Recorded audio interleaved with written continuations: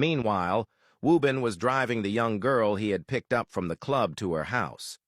She sat in the passenger seat, stealing glances at him, clearly mesmerized. After a long stretch of silence, Wubin finally spoke, noting her stare.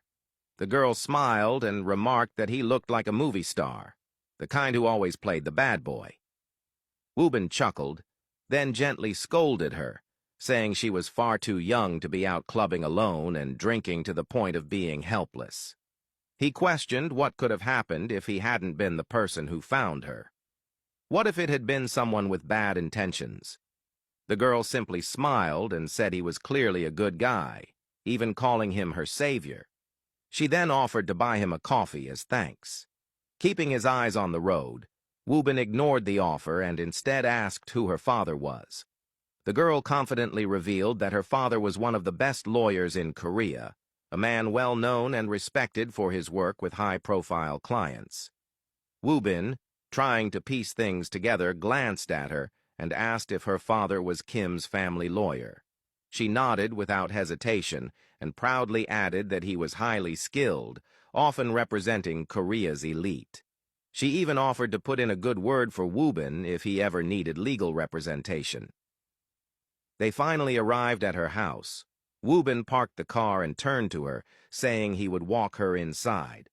She refused, insisting that she could manage on her own. But Wubin was firm. He was certain her father would be furious, and he wanted to be there to help explain the situation. After giving it some thought, the girl nodded in agreement. Together they walked into the house. The moment her father saw them, he rushed toward them, clearly livid. He demanded to know where she had been and turned to Wubin, his eyes full of suspicion and anger. Wubin remained calm. With a disarming smile, he explained that the girl was a friend of his niece and had attended a birthday party. She had lost track of time, so he decided to drop her off and explain the situation himself. The man turned back to his daughter, but before she could be reprimanded, she quickly fled upstairs. The man looked back at Wubin and, despite the tension, thanked him for bringing his daughter home. Wubin nodded politely, all the while observing the man carefully.